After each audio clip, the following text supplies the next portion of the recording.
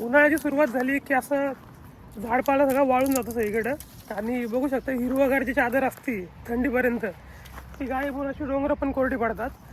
पण याच डोंगरांमध्ये आत्ता फिरण्याची गंमत आहे. म्हणजे आत्ता फिरता फिरता मला एक झाड सापडलं ज्याला लाल रंगाची फुलं लागलेली, तुम्हाला दाखवतो मी.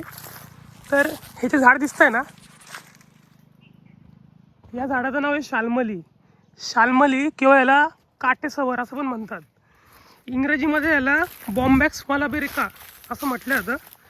तर याला काटेसवर नाव का पडलं, तर ह्याचे जे लाकूड आहे तर त्याला असे बारीक बारीक काटे असतात. हे जे काटे दिसतात तुम्हाला, तर या काट्यांमुळे त्याला काटेसवर असं म्हटलं जातं.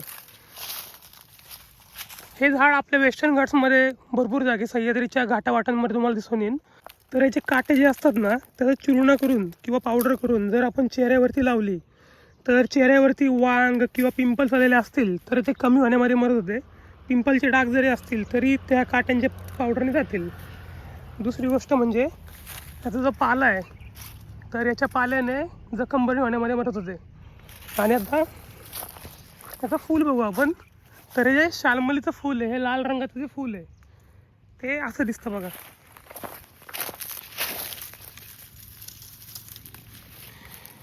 तर हे जे शाल्मलीचं फूल आहे तर हे रक्तस्तंभक आहे. रक्तस्तंभक म्हणजे ब्लिडिंग थांबवणारं. समजा महिलांमध्ये एक्सेसिव्ह ब्लिडिंग असेल, म्हणजे पाळीमध्ये खूप जास्त ब्लिडिंग होत असेल, तर ह्याचा रस करून किंवा ह्याचा चहा करून जर पिला तर ते ब्लिडिंग थांबवण्यामध्ये उपयुक्त आहे.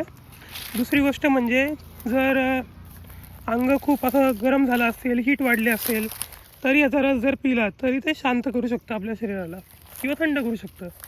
म्हणजे आता शाल्मलीचं झाड असेल किंवा पळस किंवा आपलं जांभळं असतील किंवा करवंद असतील तर हे उन्हाळ्यामध्ये सुद्धा यांना बहर येतो.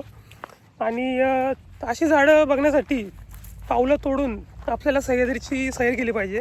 आणि शेवटची गोष्ट म्हणजे की इथं येऊन फक्त यांना बघा, मजा घ्या, ह्यांच्या प्रॉपर्टीजवरती काम करा, त्याच्यावरती विचार करा की नक्की या झाडाचा वापर काय करता येईल, काय नाही करता येणार, आणि लागेल तेवढंच घ्या.